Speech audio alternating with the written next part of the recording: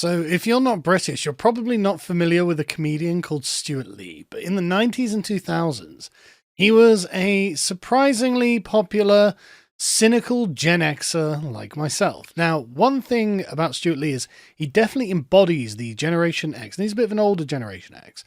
The sort of Daria mentality. Oh, everything around is terrible, everyone's bad, everything's rubbish, nothing was ever good, and all we can do is make sardonic jokes about it. And weirdly, I found this post from 2018 when I was just looking around to remind myself about Stuart Lee. And what's really funny is this this opening paragraph. Quote, Stuart Lee is a fat British comedian known for his unfunny routines and holding audiences in contempt. As a smug pseudo-intellectual leftist, I naturally hold Stuart Lee in sycophantic high regard, to such extent that I actually write a little bit like he does when I'm writing about him, no less articulately. Now, what's really funny about this is that many a truth is said in jest. That's meant to be a joke, but it's not wrong. But in his credit, he is funny, actually. But the point is that he's got this kind of insufferable attitude in which he literalizes the essence of what is being said to him. And this is the crux of his most famous joke. These days, if you say you're English, they lock you up. So this is the part where he's talking.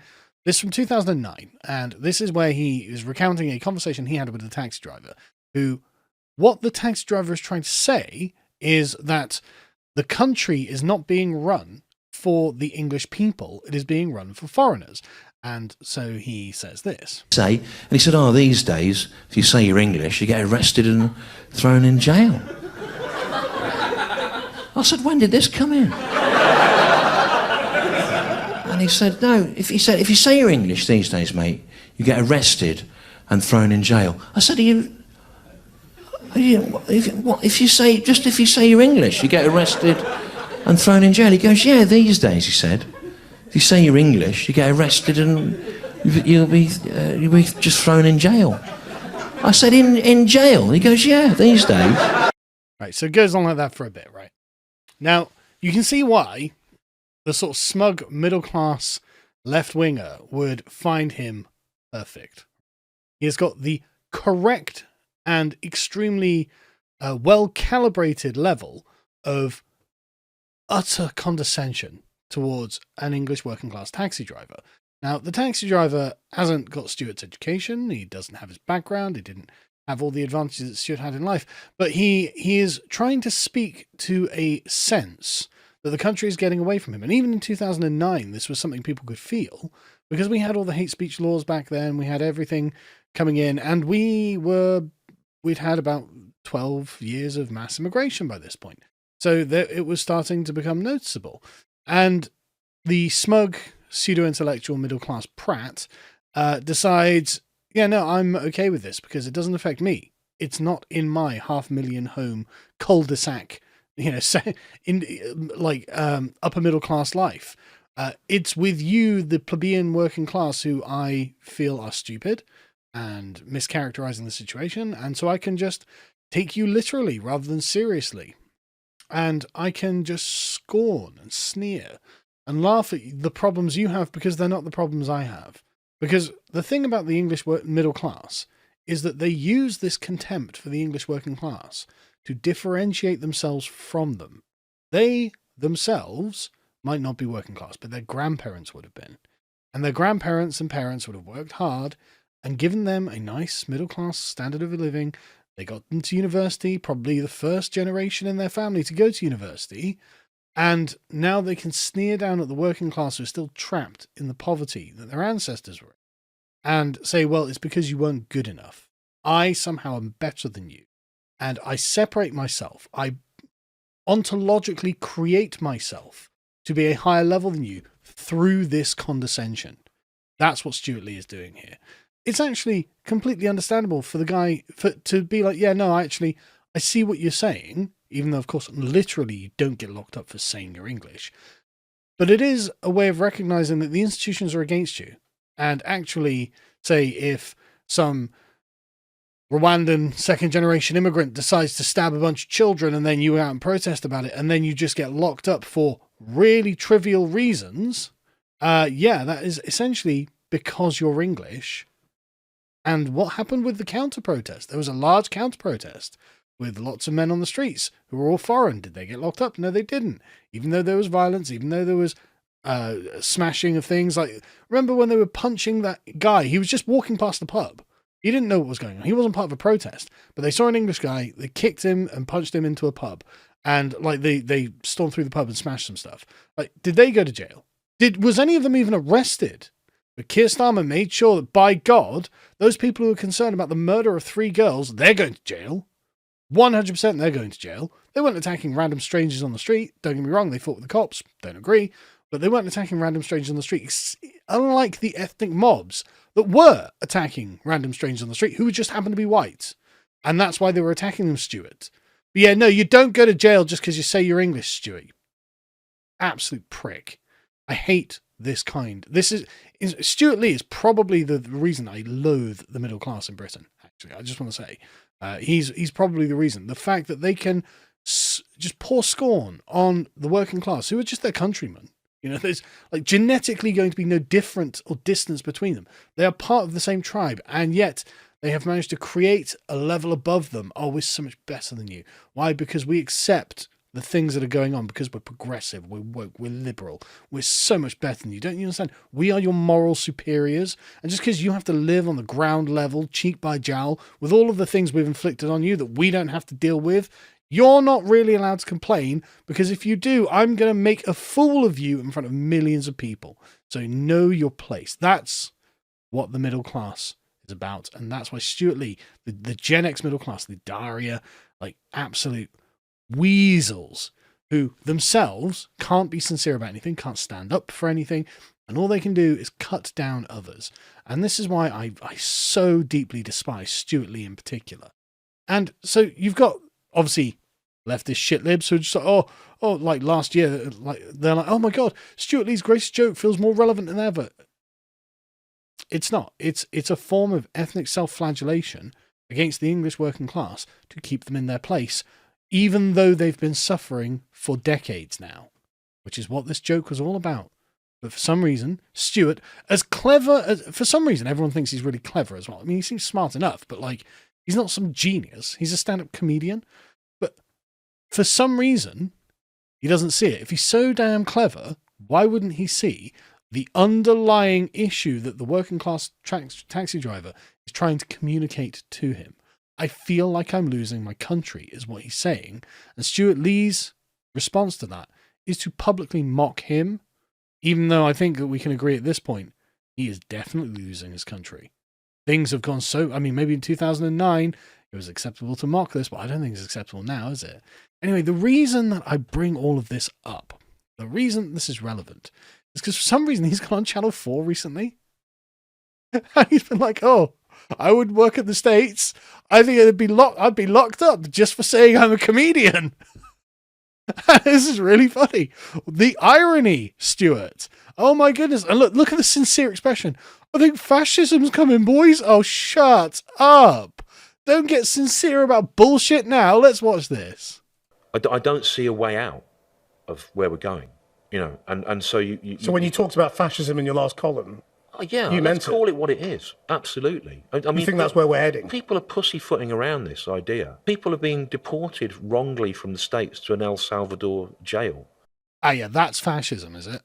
That's fascism. It's not the merger of the state and every institution in the state under a dictatorship that says nothing outside the state, nothing against the state. Right? That's not fascism. It's when an illegal immigrant gets wrongly deported, which I think you'll find is actually a highly contentious way of interpreting this, to an El Salvadorian jail. That's the classic essence of fascism. I mean, that's why Churchill declared war on Hitler, isn't it, Stuart? Oh, hang on a second. Am I meant to be speaking to the underlying ethos of what you're saying, rather than nitpicking the exact words you've said in a literal manner and mocking you and belittling you fucking idiot? Oh, it doesn't feel good, right? Yeah, I bet it doesn't. No, that's not fascism, you absolute illiterate. That is 100% not what fascism is. If you wanted a term for this, you could call it authoritarianism. That would be a more appropriate word. But fascism is a defined word that actually means something, and actually, this is not it. You absolute brain. Again, I don't know why people think he's clever. He's not very clever. And if he is clever, he's not educated. Just as bad. Without due process. Well, due process. What due process are illegals entitled to? Right? Due process is finding out if they're illegal and then deporting them. They're not entitled to the rights of citizens. Weirdly enough, I know this is crazy, Stuart, but why would you think that they are? What's that? What's that? That's people who are not supposed to be in the country getting deported. Illegals being removed from a country is not fascism, Stuart. You absolute moron. Trump is doing deals for resources with dictators. Calm down. Zelensky isn't a dictator. I know that he suspended elections in Ukraine, but it is a war. Like, and I know that Trump's like, well, look, we'll help you out. You can give us a favorable deal on your resources. I don't think that's fair to call him a dictator. But that's not what you meant, is it? But you see what I mean? See what I mean? I can just be a little shit lib towards you too, and it's not fun now, is it? You know, it absolutely is that. And oh, it is it? Get locked up for being a comedian, do you?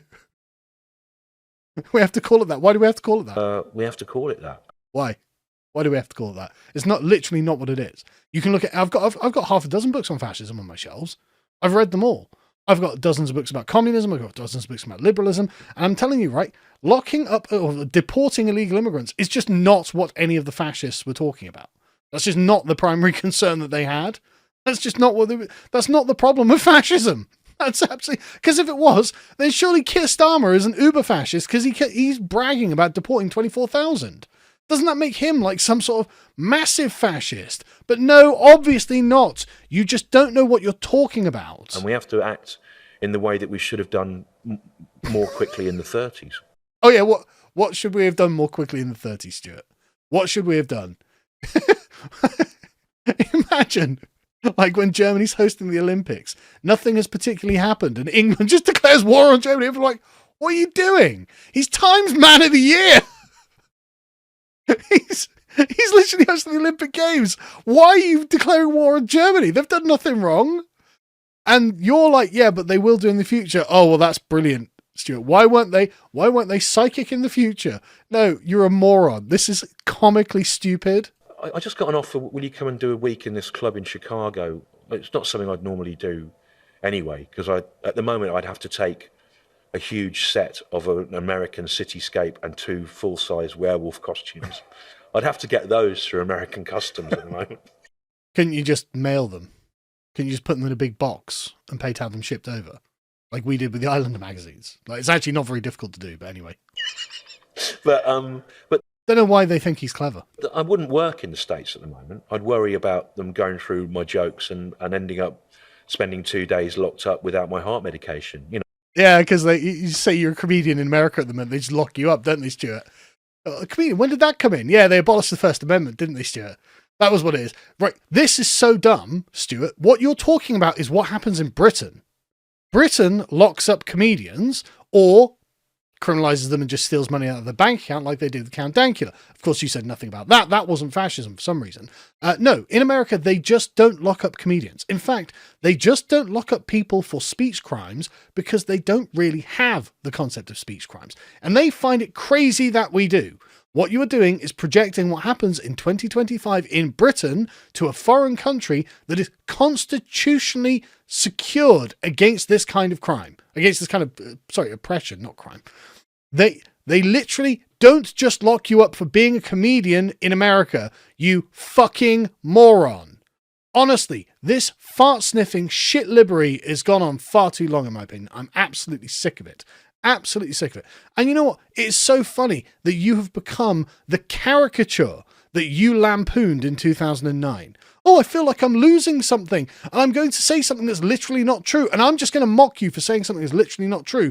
Even though I know what you mean is I'm worried about my civil liberties. I'm worried about authoritarianism. I'm worried about the decline of the liberal order. And you know what, Stuart?